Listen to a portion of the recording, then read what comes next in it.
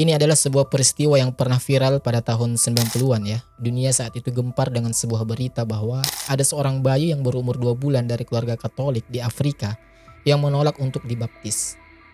Mama unisi bibaptise na miniko Allah, na jumbe wake Muhammad. Artinya, ibu tolong jangan baptis saya adalah orang yang beriman kepada Allah dan Rasulnya Muhammad. Ayahnya bernama Francis dan ibunya bernama Domisia. Keduanya pun bingung dengan kejadian itu. Maka mereka mendatangkan seorang pendeta untuk berbicara kepada bayi mereka. Pendeta itu pun berkata, "Are you Jesus? Apakah kamu Yesus?" Kemudian dengan tenangnya, bayi yang bernama Syarifuddin itu menjawab, "No, I'm not Jesus. I'm created by God, the same God who created Jesus." Aku bukan Yesus, aku diciptakan Tuhan, Tuhan yang sama dengan Tuhan yang menciptakan Yesus. Saat itu, ribuan umat Nasrani di Tanzania dan sekitarnya dipimpin oleh bocah ajaib itu untuk mengucapkan 2 kalimat syahadat. Bocah Afrika, kelahiran tahun 1993 itu, lahir di Tanzania, Afrika. Dia merupakan anak keturunan dari keluarga non-muslim. Sekarang ini bayi itu sudah remaja setelah ribuan orang di Tanzania dan Kenya memeluk agama Islam berkat dakwahnya semenjak kecil. Syarifuddin Khalifah juga dikenal sebagai bayi ajaib yang mampu berbicara berbagai bahasa seperti bahasa Arab, Inggris, Prancis, Italia, dan Swahili.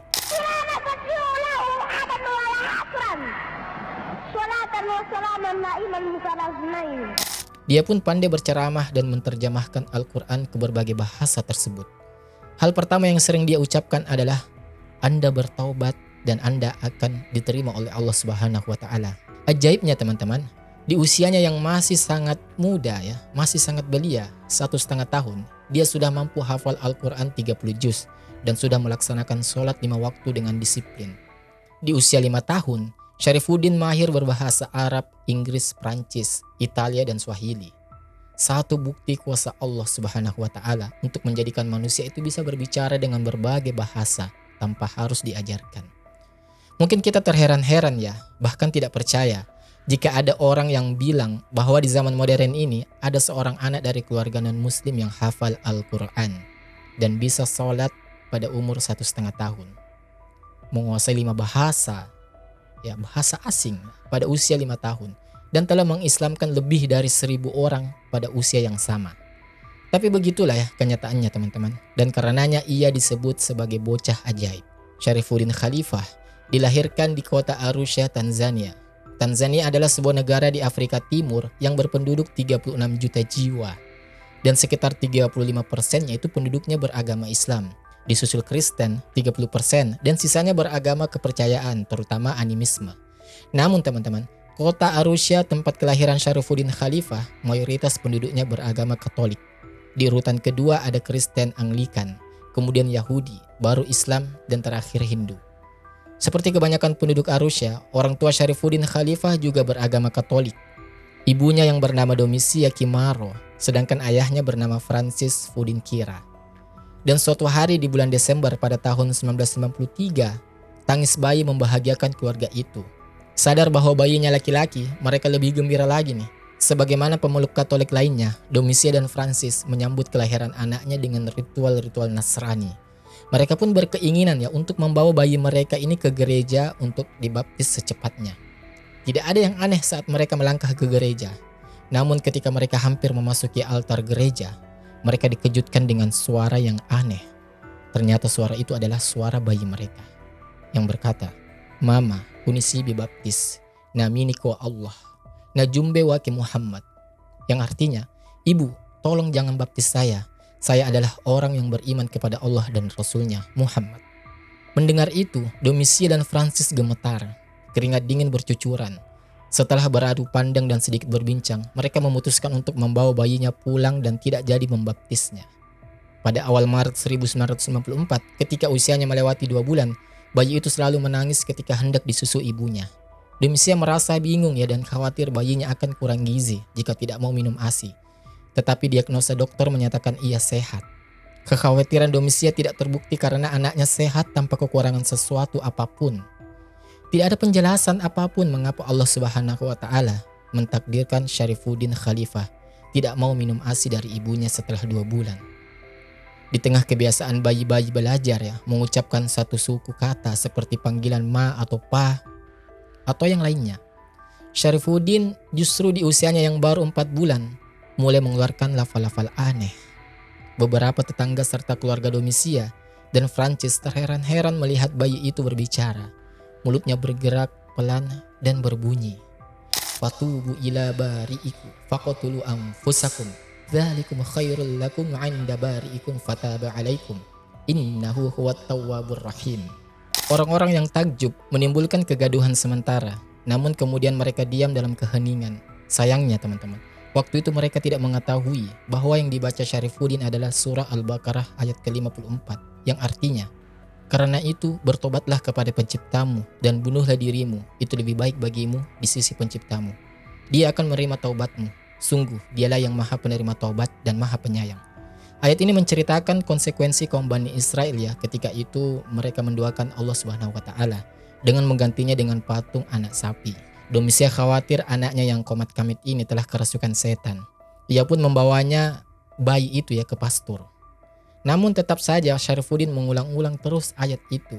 Hingga kemudian cerita bayi kerasukan setan itu terdengar oleh Abu Ayyub, salah seorang muslim yang tinggal di daerah itu. Dan ketika Abu Ayyub datang, Syarifuddin Khalifah juga membaca ayat itu. Tak kuasa melihat tanda kebesaran Allah Subhanahu wa taala, Abu Ayyub langsung sujud syukur di hadapan bayi itu. Francis dan Domisia, sesungguhnya anak kalian tidak kerasukan setan. Apa yang dibacanya adalah ayat-ayat Al-Quran. Intinya, ia mengajak kalian bertobat kepada Allah Subhanahu wa taala, kata Abu Ayyub. Nah, beberapa waktu setelah itu, Abu Ayyub datang lagi dengan membawa mushaf ya, Al-Quran. Dia memperlihatkan kepada Francis dan Domisia ayat-ayat yang dibaca oleh putranya. Mereka berdua butuh waktu dalam pergulatan batin untuk beriman.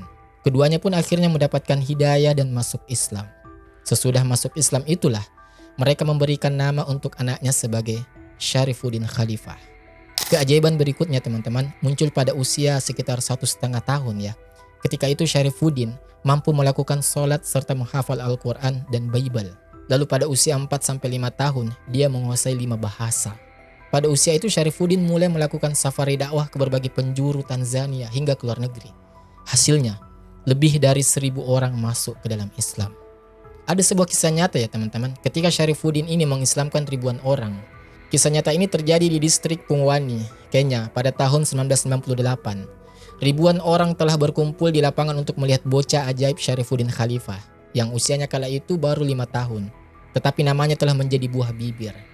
Karena pada usia itu ia telah menguasai 5 bahasa asing. Oleh umat Islam Afrika, Syarifuddin dijuluki The Miracle Kid of East Africa.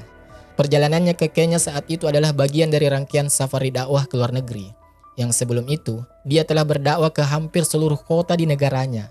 Tanzania, masyarakat Kenya mengetahui keajaiban Syarifuddin dari mulut ke mulut. Tetapi tidak sedikit juga yang telah menyaksikan bocah ajaib itu lewat YouTube teman-teman. Orang-orang agaknya tak sabar menanti datangnya Syarifuddin. Mereka melihat-lihat dan mengecek apakah mobil yang datang itu membawa Syarifuddin.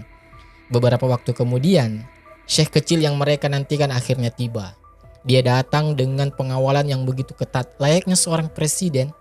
Ribuan orang yang menanti Syarifuddin ini, rupanya bukan hanya orang-orang Muslim.